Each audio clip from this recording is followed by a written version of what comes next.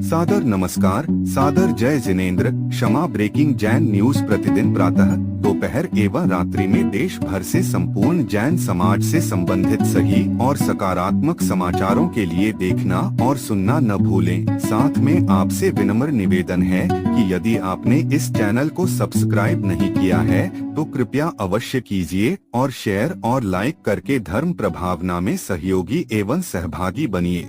सावधान और सुने, भागकर शादी करने वाली बेटियां, लव जिहाद, लव मैरिज जैन सनातन भारतीय संस्कृति में सबसे बड़ा अपराध। यह बात कही ललितपुर उत्तर प्रदेश में चातुर्मास कर रहे परम पूज्य जैन आचार्य श्री निर्भय सागर जी महाराज ने आज समस्त जैन समाज, विश्व हिंदू परिषद, बजरंग दल, हेल्पलाइन, किसान यूनियन के कार्यकर्ताओं एवं पदाधिकारियों के समक्ष अपने दिए गए महत्वपूर्ण मंगल प्रवचन में। लीजिए सुनिए। जो बेटी स्वेच्छा से शादी कर लेती है, लव मैरिज अथवा भाग करके, ये जो आजकल चल रहा है क्या, लव जिहाद, सावधान रहिए।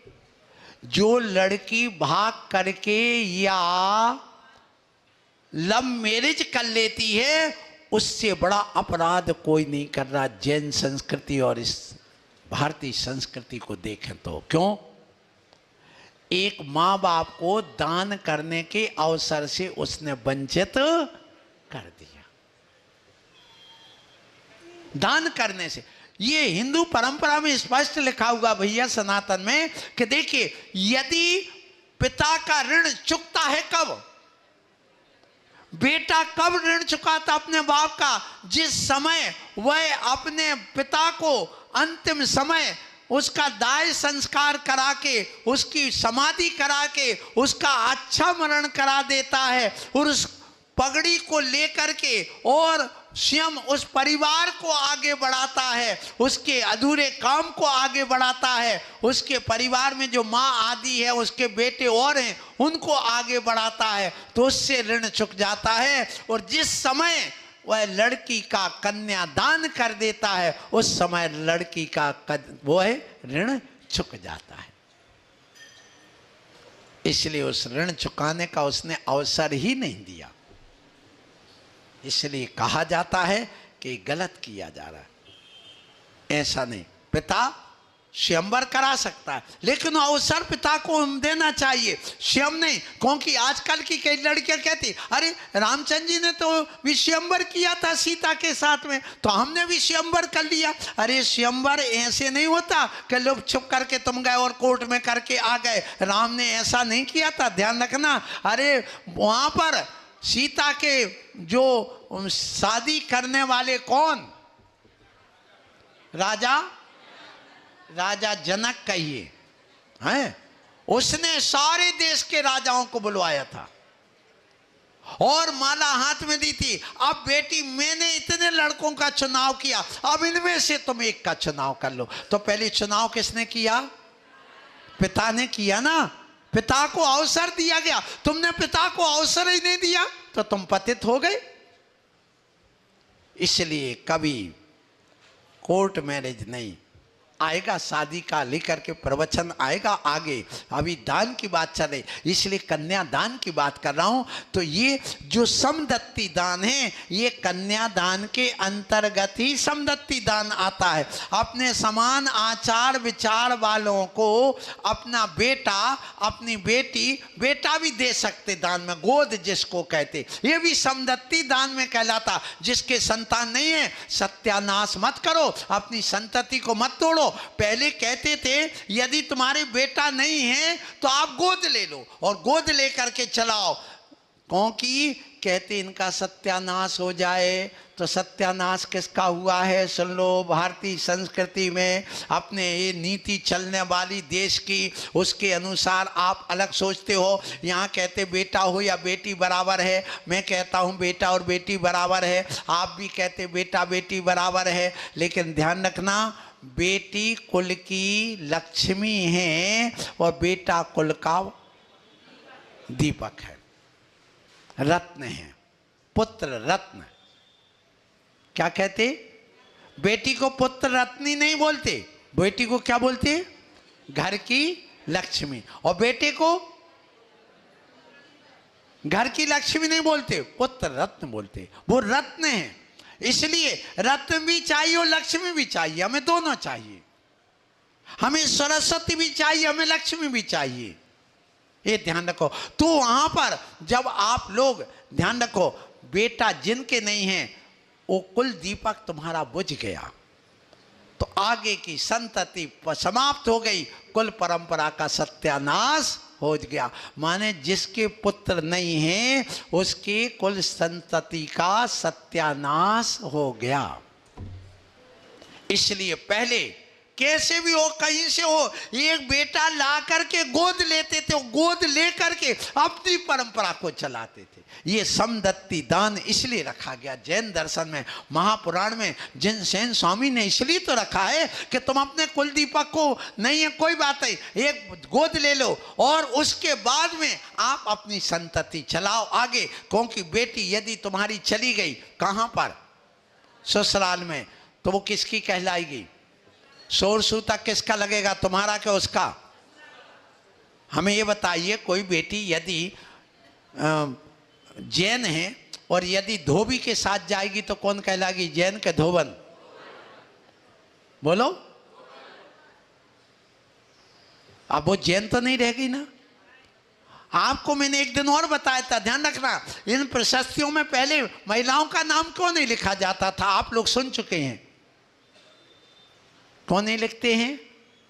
कौन नहीं लिखते? पुरुषों के नाम क्यों लिखे जाते? ये तो आपको अभी तक पता ही नहीं, इतिहास ही नहीं पता, जानते नहीं, कौन बताए? ध्यान रखना, यदि बेटा लड़ झगड़ के घर से भाग भी जाएगा तो बाप का कहलाएगा, उसकी बलियत नहीं बदलेगी।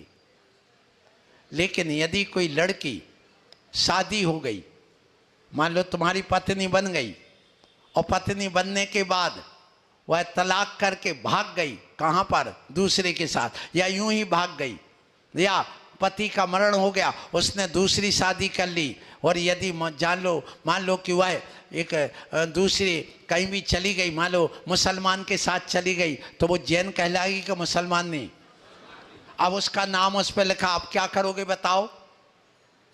क्या करोगे? क्या प्रशस्ति मिटाओगे? प्रतिमा तोड़ोगे? नहीं, क्योंकि वो लड़की महिला जहां जाएगी तो वो उसकी हो जाएगी। मान लो तुमने लड़की का नाम लिखाया, वो लड़की मान लो भाग गई और भाग करके वो हो गई, अब उसका नाम उस पर लिखा, आप क्या करोगे? वो अधिकार जमाएगी, ये मेरी प्रतिमा है, तुम क्या करोगे बताओ? इसलिए स्त्री का नाम प्रतिमा पर पहले नहीं लिखा जाता था, आज लिखने लगे, बात अलग है। ये जो लिखवाते उनको सोचना चाहिए, विचार करना चाहिए कि हमें उस पर नाम लिखाना कि नहीं लिखाना है। इसलिए सोचना, विचार करना। लिख रहा है, हम उसका विरोध नहीं कर रहे, खूब लिखें, अच्छी बात, हमारा आशीर्वाद इसके लिए कि तुम जो समझ में आ जाए तो अच्छी बात, नहीं आ जाए तो अच्छी बात। काम हमारा सब कहने का है, अधिकार दिया है, इसलिए मैं कह रहा हूँ। सो यहाँ पर समदत्ती दान, अपनी बेटी कहाँ दो? घर में नहीं, अपने बेटे से शादी नहीं कराना। क्यों नहीं कराना? हमने एक दिन और पूछा था, आपसे पूछता हूँ, ये बेटी बैठी है, चलो बताओ, तुम्हारे घर में तुम रहती हो और मान लो तुम्हारे बाजू में ये तुम्हारी भाभी बैठी या कोई भी बैठी हैं, तो अब मैं पूछा, ये जब कहेंगी तो ये क्या कहलाएगी? हाउस वाइफ कहलाएगी कि होम वाइफ कहलाएगी? बोलो। हाउस वाइफ क्यों कहते हो, होम वाइफ क्यों नहीं कहते? और जब तुम घर कहोगे तो क्या माई हाउस का माई होम क्या बोलोगे? माई हाउस नहीं बोलोगे, माई होम। अपने घर के लिए क्या बोलोगे? My home. माई हाउस बोलता अपने घर के लिए कोई, क्या बोलते हैं? माई होम क्यों बोलते हो? तो माई होम वाइफ क्यों नहीं बोलते, हाउस वाइफ क्यों बोलते हो? ये आप लोगों को अभी पता ही नहीं होगा, मुझे पूरा विश्वास है, भले तुमने कितनी इंग्लिश पढ़ ली हो, लेकिन आपको अभी तक ये नहीं पता कि हम हाउस वाइफ क्यों कहते हो, होम वाइफ क्यों नहीं कहते।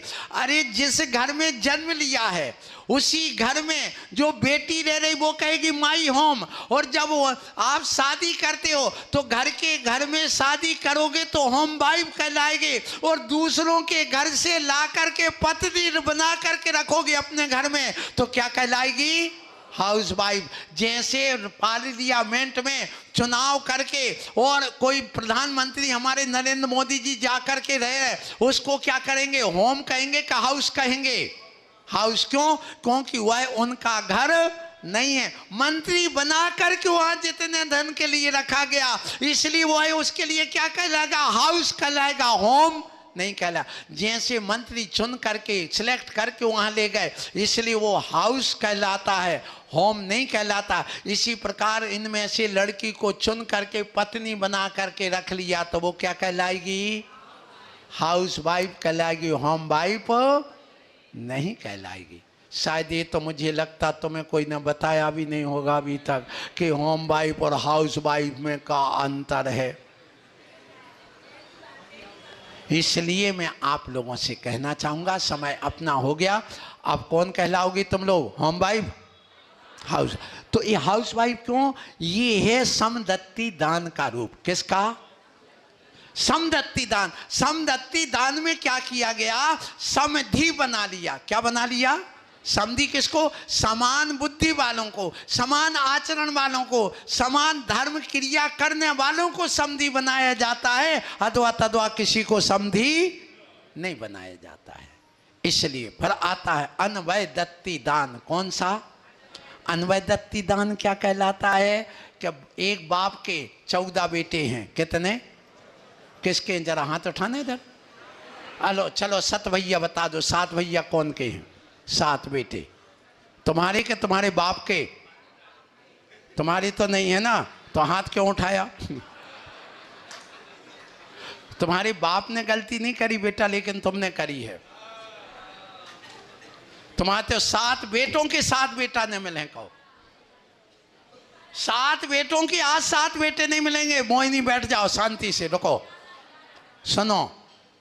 तो 11 में भी तो कम हो गए, 7 में 14 तो कम से कम चाहिए थे, 3 माइनस में चले गए।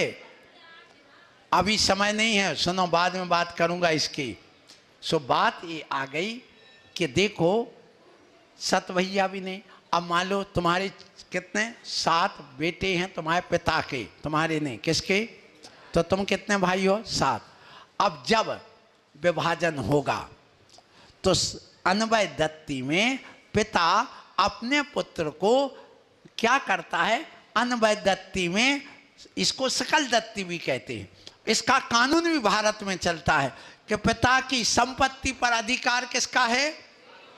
बेटे का कि बेटी का? बेटी का नहीं होना चाहिए। बेटी पर जो अधिकार दे दिया सरकार ने, सरासर गलत है, 101% गलत है। मैं इसका विरोध करूंगा, नहीं देना चाहिए।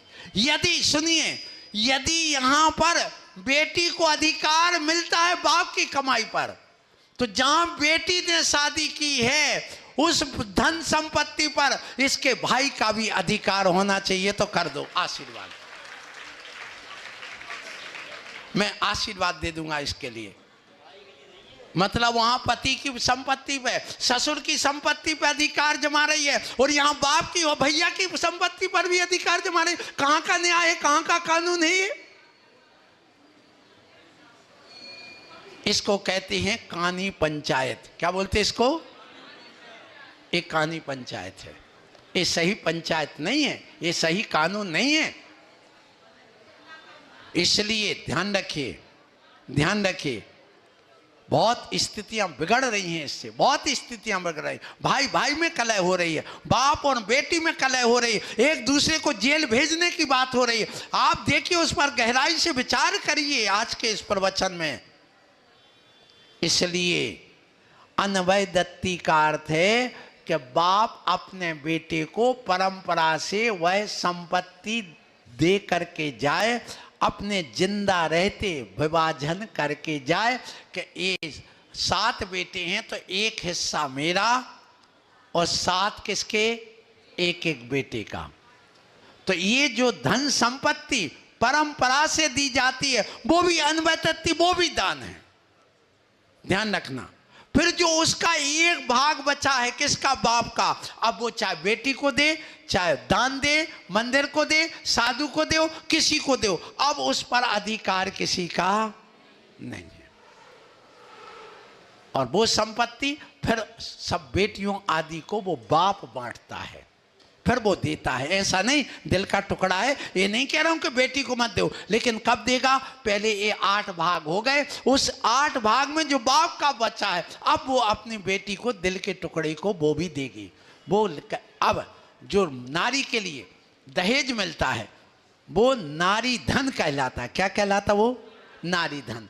जो गिफ्ट मिला है, तुम्हें कोई ने अंगूठी पहना दी, वो नारी धन है। अब उस पर ना पति का अधिकार है, ना पिता का अधिकार है, किसी का भी अधिकार नहीं। वो किसका धन है, नारी धन। ये भी एक धन जैन दर्शन में, आप लोग मेरी एक पुस्तक पढ़िए, सबको पढ़ना चाहिए। कौन सी, मानवाधिकार, कर्तव्य और जैन धर्म। उसमें सारी बातें जो मैं बता रहा हूं, सब बातें उसमें लिखी हुई हैं, क्योंकि इसकी आवश्यकता थी और आज भी आवश्यकता। इस पुस्तक को पढ़ने के बाद एकलव्य यूनिवर्सिटी ने अपने कोर्स में उसको स्वीकार कर लिया है कि अब हम इसको पढ़ाएंगे अपनी कॉलेज में।